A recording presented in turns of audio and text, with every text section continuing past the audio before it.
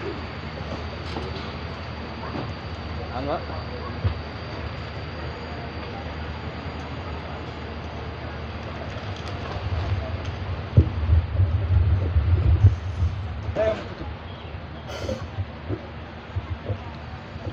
Bismillahirrahmanirrahim.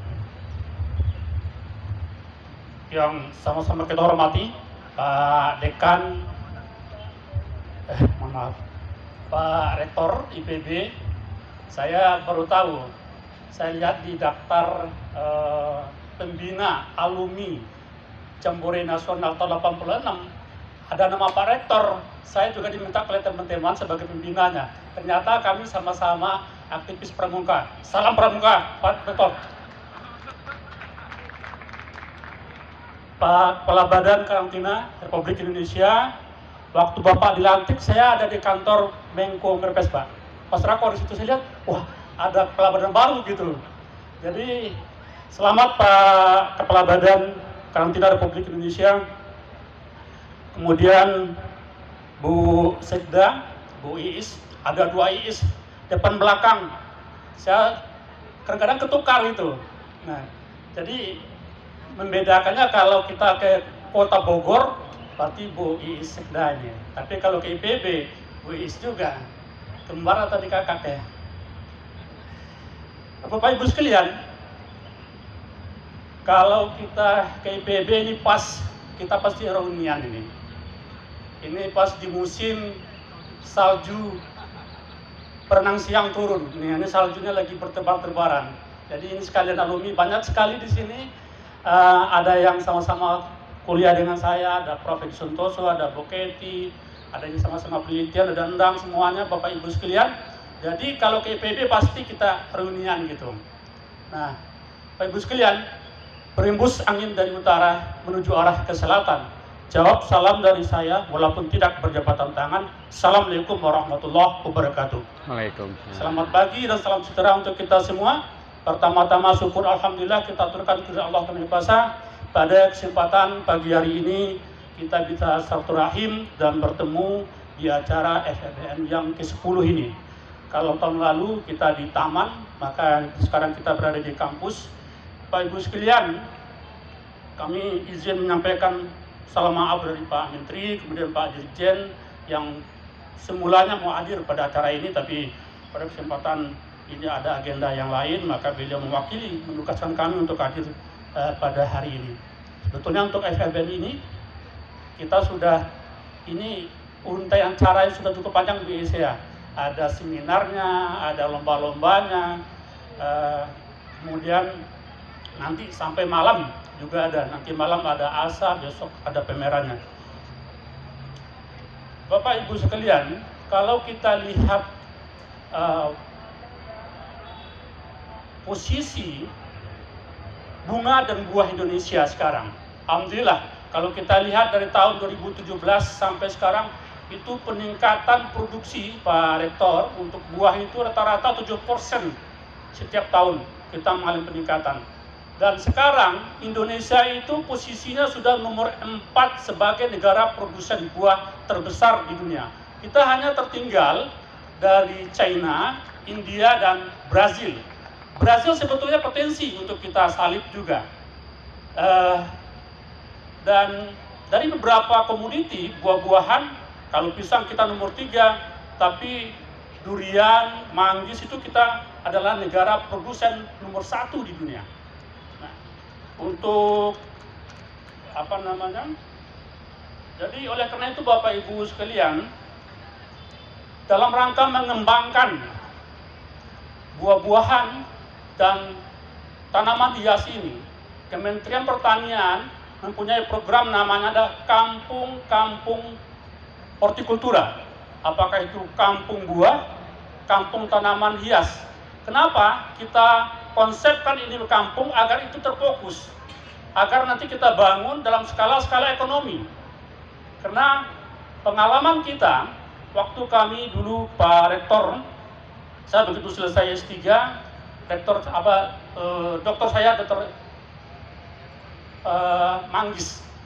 Kemudian ada eksportir Pak Kabadan, ada eksportir baru mulai mau ekspor ke China.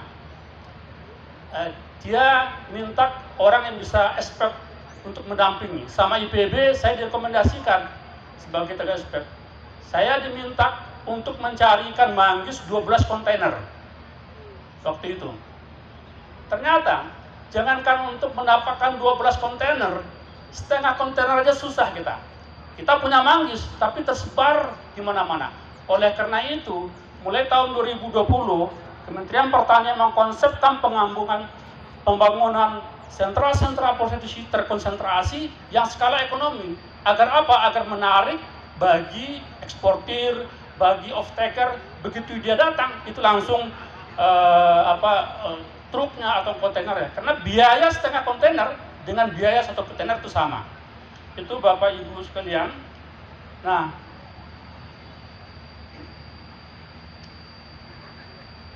kemudian kami juga ingin menyampaikan bahwa Pak Presiden Republik Indonesia Pak Joko Widodo itu mengharapkan kepada daerah-daerah agar bisa membangkitkan ekonomi, membranding daerah-daerahnya itu sesuai dengan potensi daerahnya masing-masing. Di hadapan para gubernur, bupati dan wali kota belum menyampaikan, kenapa ya kok brandingnya daerah-daerah itu mirip-mirip berseri, beriman apa gitu. Kenapa? Kok tidak ada yang jadi kota pisang, seperti Davao di Filipina gitu kan. Nah, jadi oleh karena itu Bapak Ibu, ke depan masing-masing daerah harus membranding daerahnya itu dengan potensinya masing-masing. Oleh karena itu kita sudah mulai ini, kita tindak lanjuti arahan Pak Presiden. 2 bulan yang lalu kita meluncing Kabupaten Parigi Montong sebagai kabupaten durian pertama di Indonesia. Dan ternyata begitu kita launching itu investor dari China berdatangan, ada yang mau invest sampai 1000 hektar. Gitu. Jadi kita juga sudah punya kota bunga, yaitu di Tomohon. Kota bunga, dan Tomohon sebagai kota bunga itu dikawal dengan 3 perda. Nah, ini yang kita harapkan nanti masing-masing daerah membranding daerahnya itu dengan sesuai dengan potensinya masing-masing. Nah, Bapak Ibu sekalian, di FBN ini ada 2 komoditi yang diangkat masing-masing buah-buahan. Untuk buah-buahan adalah alpukat dan anggur, dan untuk bunga adalah aglonema dan apa satu lagi itu, kuping gajah. Nah, saya sedikit. Untuk alpukat Bapak Ibu sekalian, kita sudah punya beberapa sentra alpukat di Indonesia yang skala besar. Dan juga terakhir saya baru pulang dari Subang. Di Subang itu Pak Rektor, itu ada satu kawasan 100 hektar alpukat yang mengkoleksi 80 varian dari berbagai negara dan nasional. Dari 80 varian itu, 15 sangat potensi sekali untuk dikembangkan secara masif dengan pasar yang tersedia. Nah, itu jadi kita sudah punya kekuatan. Kemudian kalau untuk anggur Bapak Ibu sekalian, juga belakangan ini kita sudah mendorong, ada teman-teman dari Asosiasi Penggiat Anggur Indonesia di belakang, ada Kang Andi juga, itu alumni IPB juga. Tadi Bu Sekda menyampaikan, jangan khawatir, kalau untuk daerah-daerah kota yang lahannya tidak tersedia, maka komoditi anggur itu bisa. Kang Andi sudah menyediakan model-model, ada model anggur untuk untuk teras, ada model anggur untuk tempat parkir mobil, semuanya tersedia itu model-modelnya. Jadi itu semua kita lakukan. Kemudian terakhir untuk pelori Bapak Ibu sekalian, setelah COVID ini kita mulai bangkit lagi pelori ini. Ini event-event seperti yang sama ini. Hari Minggu kemarin ada 2 yang bersamaan, di Sukabumi sama di Kota Solok. Itu melaksanakan pameran dan festival serta pawai mobil hias. Di Sukabumi itu mobil hiasnya sudah sampai 50 unit. Di Kota Solok karena baru mulai pertama itu baru 2 unit. Tetapi mereka tahun depan bertekad untuk bisa menjadikan 35 unit.